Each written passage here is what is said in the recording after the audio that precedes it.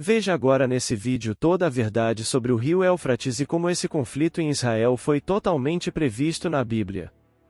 Algo diferente que apenas a Bíblia pode explicar está acontecendo no rio Eufrates. Pense onde você está neste momento, considere o solo sob seus pés, agora mergulhe mais fundo em sua mente e pense no que está no núcleo da terra que chamamos de lar. Veja você, a Bíblia, a própria palavra de Deus, nos dá dicas, devemos nos preparar para todos os acontecimentos que estão por vir. O livro menciona sobre o ventre deste mundo. Segundo a Bíblia, o fim do mundo ocorrerá quando o rio Eufrates estiver completamente seco. O Eufrates é um rio de grande importância histórica que testemunhou eventos cruciais. É preciso estabelecer uma conexão entre os eventos mencionados na Bíblia e esse alerta recente, desde que Jesus Cristo afirmou que somente Deus sabe quando ocorrerá a sua segunda vinda e quando uma nova geração pregadores e indivíduos autodenominados profetas do Apocalipse tem feito previsões sobre o momento em que isso acontecerá. O julgamento final de Deus está se aproximando e isso é fato.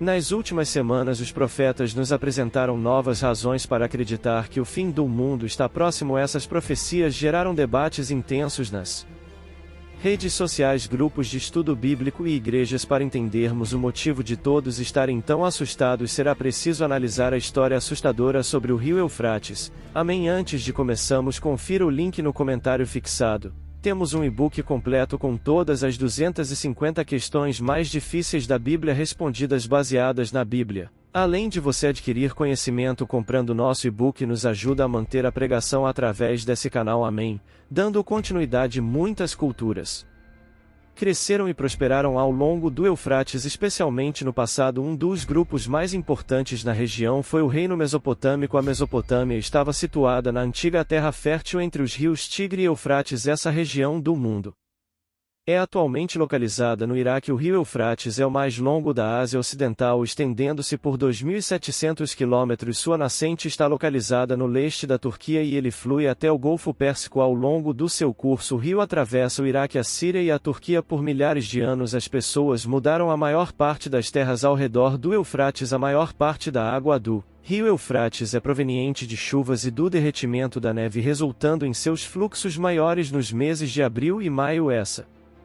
região do rio costumava ser um exemplo representativo de transporte de água. A Babilônia foi a capital do vasto Império Babilônico há mais de 4.000 anos. A cidade começou como um pequeno porto nas margens do rio Eufrates e hoje está localizada no Iraque. Os vestígios da antiga Babilônia ainda podem ser encontrados na região. Durante o reinado de Hammurabi, a Babilônia se tornou uma das cidades mais poderosas de sua época.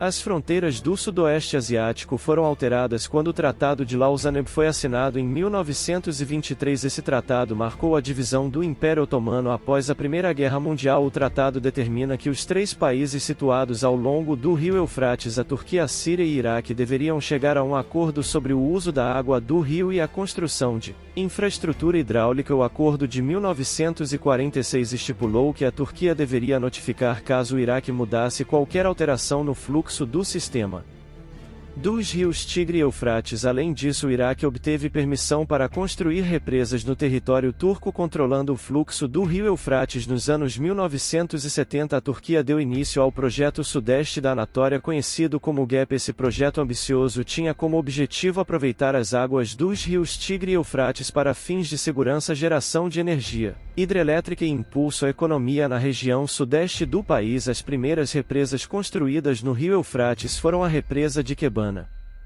Turquia, e a represa de Debika, na Síria.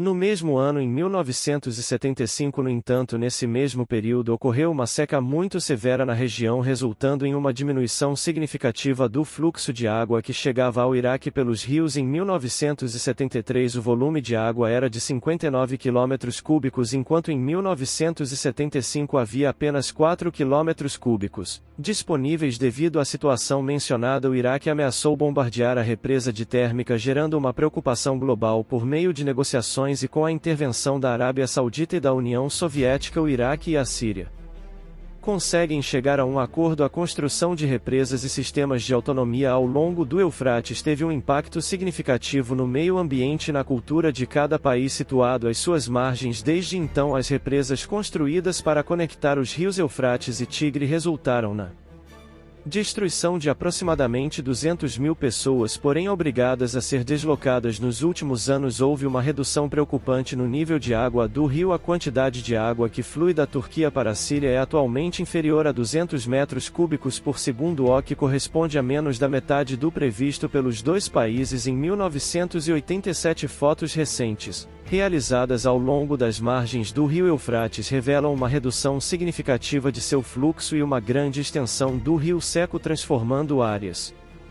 que antes eram exclusivas para as comunidades em desertos árabes. Imagens da represa de Rojava, a segunda maior represa no rio Eufrates na Síria, revelam uma drástica diminuição no nível de suas águas. O uso do Eufrates como uma ferramenta de pressão contra a Síria resultou na interrupção do fluxo de água para o Iraque e a Síria por parte da Turquia em 1987. Os governos de Damasco e Ankara firmaram um acordo que estabelecia que deveria enviar 500 metros cúbicos de água por segundo para a Síria. No entanto, o país invasor está falhando em cumprir sua parte e está fornecendo apenas 200 metros cúbicos de água por segundo em vez de 500 metros cúbicos. A escassez de água resultou na diminuição dos níveis dos lagos das represas na Síria, afetando a produção e o fornecimento de eletricidade na região. Um aspecto crucial é a crescente dificuldade em obter água potável. As pessoas estão sofrendo com doenças devido à situação atual. O governo autônomo do norte e leste da Síria alertou que o plano do governo turco de reduzir o nível do rio Eufrates resultará em crises humanitárias e colocará em risco a vida de aproximadamente 9 milhões de sírios que vivem ao longo do rio. As autoridades responsáveis pelas represas no norte e leste da Síria têm apelado a grupos de direitos humanos e à comunidade internacional. A falta de água dificulta a compreensão da causa desse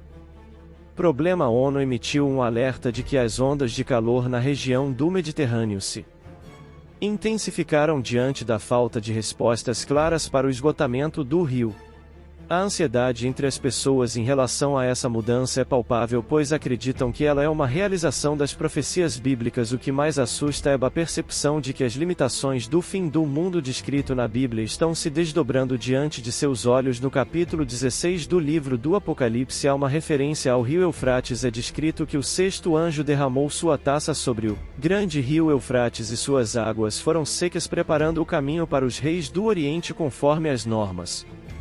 Nesses versículos bíblicos, o sexto anjo derramou sua taça no Eufrates, resultando em sua secagem. Esse acontecimento está relacionado ao conteúdo das taças e aos julgamentos que ocorreram no passado, resultando na perda ou contaminação da maioria das águas da água. Em vez disso, parece ser uma referência à remoção de uma barreira defensiva permitindo que os reis do Oriente avancem. A Bíblia faz menção por 5 vezes ao Eufrates como sendo o grande rio. O rio Éufrates serve como fronteira oriental das terras de Israel. Israel estava protegido, pois era tentado atravessar o rio e havia um deserto entre eles e Canaã, a terra prometida a oeste. No primeiro século, época em que o Apocalipse foi escrito, o rio Éufrates servia como uma divisão entre o Ocidente e o Oriente. Os reinos da China e da Índia estavam localizados a leste do rio. Há muito tempo, o exército persa liderado por Ciro conquistou a Babilônia ao alterar o curso do rio Eufrates que passava pela cidade. Devido ao rio Eufrates estar seco, eles foram capazes de marchar para dentro da Babilônia. De acordo com a descrição da grande tribulação, o inimigo vindo do leste atravessará o rio Eufrates, passará pela Babilônia e seguirá a Palestina. Em Apocalipse 9 versículo 14, Deus diz ao sexto anjo com a trombeta para libertar os 4 anjos que estão presos no rio Eufrates. A Bíblia também menciona que João ouviu uma voz vinda dos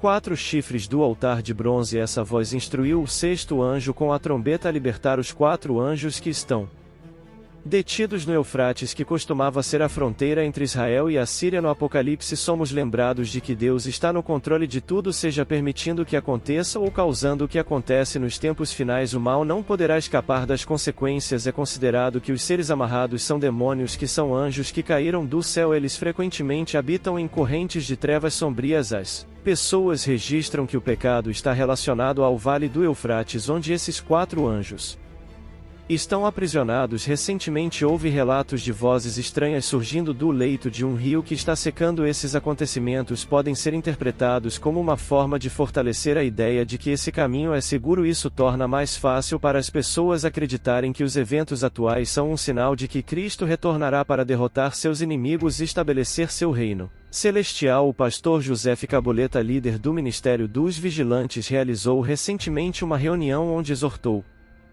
o povo a estar atento ao fim do mundo. Na reunião dos vigilantes em 17 de setembro de 2022, o pastor Joseph declarou: "Estamos aqui hoje para compartilhar coisas que irão surpreendê-los." Ele se dedicou a dar sentido às profecias complexas da Bíblia e afirma que muitas das explicações bíblicas sobre o fim do mundo já se concretizaram. Uma das observações mais recentes é a ascensão do Mar Morto. O Mar Morto é conhecido pela sua falta de vida marinha, plantas ou animais, sendo considerado o mar mais salgado da terra. No entanto, em Ezequiel 47 revelou ao profeta Ezequiel que a água do Mar Morto se tornaria limpa novamente e que os seres vivos habitariam nela. Em 2016 foram descobertos tanques de peixes de água doce ao longo das margens do mar, confirmando a veracidade dessa profecia. Cabuleta trouxe informações adicionais sobre a batalha catastrófica mencionada nos capítulos 38 de Ezequiel e 9 do Apocalipse, prevista para ocorrer próxima ao rio Eufrates nos últimos dias. De acordo com a Bíblia, acredita-se que um exército de milhões de pessoas provenientes de países como Turquia, Síria, Iraque, Arábia Saudita e Irã Soviética se unirá para lutar contra Israel. Cabuleta afirma que se esse exército conquistar Israel, o país será obrigado a usar armas nucleares ou enfrentará o risco de ser aniquilado. A explicação mais plausível para o que está acontecendo com o rio tem suas raízes na Bíblia. No entanto, outras teorias sugerem que os acontecimentos ao longo do Eufrates estão ligados a objetivos e as mudanças climáticas, o que também não coloria a profecia como errada, pois até mesmo as mudanças climáticas a Bíblia, através de Deus profetas, teria previsto toda a verdade sobre os conflitos em Israel. Os filhos de Abraão têm lutado e continuam a lutar até os dias de hoje. A maioria das pessoas desconhece as antigas origens dos conflitos entre Palestina e Israel. Muitos pensam que se trata apenas de uma discussão trivial, mas na realidade essa questão vai muito além da compreensão de muitas pessoas, porque palestinos e judeus estão constantemente em conflito. No dia 7 do mês de outubro, o grupo extremista islâmico armado Hamas lançou um ataque surpresa contra Israel, considerado um dos maiores enfrentados pelo país nos últimos anos. O Hamas reivindicou a ofensiva como o início de uma grande operação para retomar o território. Este conflito entre Israel e a Palestina mistura política, religião e a herança genética que esses dois povos compartilham há décadas, resultando em milhares de feridos e mortos de ambos os lados. O Hamas lançou um ataque surpresa contra Israel, causando centenas de mortes e feridos. Os ataques foram concentrados principalmente na parte sul do país e milhares de foguetes foram lançados. As autoridades israelenses afirmaram que vários terroristas se infiltraram em seu território a partir da faixa de Gaza. O conflito entre Israel e a Palestina remonta à década de 1940, quando as Nações Unidas propuseram a criação de dois estados na Palestina, um judeu e um árabe. A proposta foi aceita pelos líderes judeus, mas rejeitada pelos árabes, resultando em uma guerra em 1967. A Guerra dos 6 Dias alterou o cenário na região, com Israel tomando o controle de Jerusalém Oriental, a faixa de Gaza e outros territórios. Em 2005, Israel se retirou da faixa de Gaza, que passou a ser controlada pelo movimento islâmico Hamas. No entanto, o conflito persiste, com questões complexas como a segurança de Israel, as fronteiras, o Estatuto de Jerusalém e o direito de retorno dos refugiados palestinos continuando a ser disputadas. Entre as principais reivindicações dos palestinos está a suspensão da colonização de seus territórios por Israel. Por outro lado, Israel busca o reconhecimento como um Estado judeu, o que é rejeitado pelos palestinos. Além disso, a criação de um Estado palestino independente e o bloqueio de Israel à faixa de Gaza também são questões em jogo. É importante esclarecer a questão do parentesco genético entre árabes e judeus. Muitos acreditam erroneamente que todos os árabes são descendentes de Ismael, enquanto todos os judeus são descendentes de Isaac. No entanto, a realidade é mais complexa. Os palestinos têm sim descendência ismaelita, mas também possuem influência genética judaica devido a versões religiosas no passado. Além disso, tem uma parcela genética dos edomitas que se mesclaram com judeus e ismaelitas na região. Os Estudos genéticos revelam que árabes e judeus são geneticamente muito semelhantes, pertencendo ambos à etnia semita. A diferença genética entre eles é pequena, com os judeus tendo sofrido alguma influência de outros povos após migrarem para a Europa. As divergências entre esses grupos não se resumem ao parentesco genético, mas também às diferenças religiosas. O judaísmo existe há milênios, enquanto o islamismo foi fundado 2 séculos após o cristianismo por Maomé. Essas diferenças religiosas contribuem para os conflitos juntamente com as questões políticas e territoriais. Em resumo, o conflito entre palestinos e israelenses é multifacetado, envolvendo herança genética, questões religiosas e políticas complexas. É essencial compreender a complexidade dessas questões para buscar soluções pacíficas e duradouras para esse conflito de longa data. Para entender plenamente os conflitos entre palestinos e israelenses, é crucial voltar no tempo e examinar as origens históricas desse complexo problema. O conflito moderno remonta ao século XX, mas suas raízes estão profundamente entrelaçadas na história milenar desses povos. A história começa com Abraão, um patriarca comum tanto para os judeus quanto para os árabes.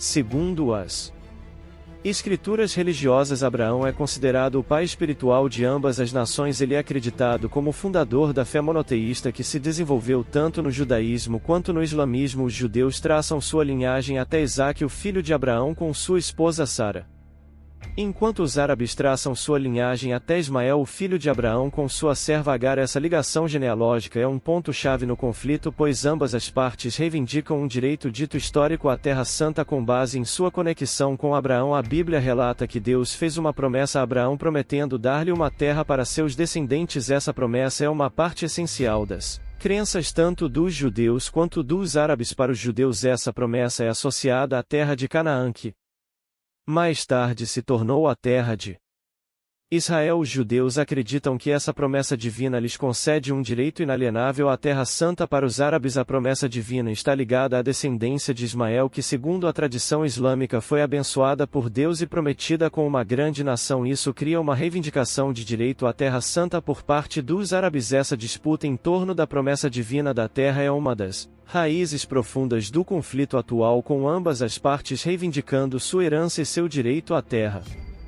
Com base em sua conexão com Abraão, embora as raízes do conflito remontem à antiguidade, sua forma moderna começou a se desenvolver no final do século X e início do século XX. Nessa época, o movimento sionista ganhou força entre os judeus, buscando um retorno à terra de Israel como um Estado judeu. Esse movimento foi impulsionado em parte pela perseguição e antissemitismo enfrentados pelos judeus na Europa. Ao mesmo tempo, o nacionalismo árabe estava crescendo na região, com os árabes buscando independência e autodeterminação em face do domínio colonial europeu. A Declaração de Balfour de 1917, na qual o Reino Unido expressou apoio à criação de um lar nacional para o povo judeu na Palestina, intensificou ainda mais as tensões. Após a Primeira Guerra Mundial, o Império Otomano foi desmantelado e a Liga das Nações concedeu um mandato britânico sobre a Palestina. Em 1947, as Nações Unidas propuseram a partilha da Palestina em 2 estados, um judeu e um árabe. Essa proposta foi aceita pelos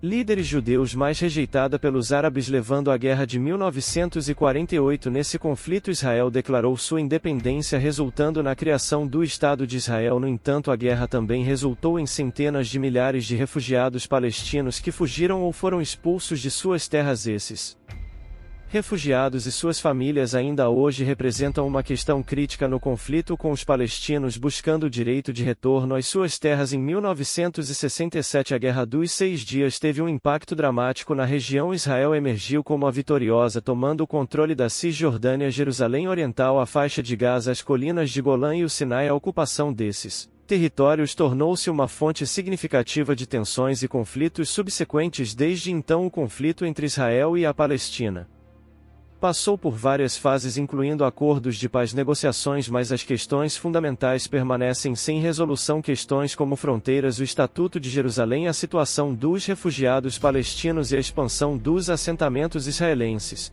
E isso tudo, infelizmente, junto com as profecias bíblicas que estão se cumprindo, vai contribuir para um governo único global do Anticristo, que será posto sobre a terra futuramente. Nunca na história houve um tempo tão propício para isso. O acordo de paz pode ser estabelecido a qualquer momento e o anticristo pode se manifestar a qualquer momento. Amém. Não deixe que ninguém engane você, se arrependa enquanto ainda existe tempo.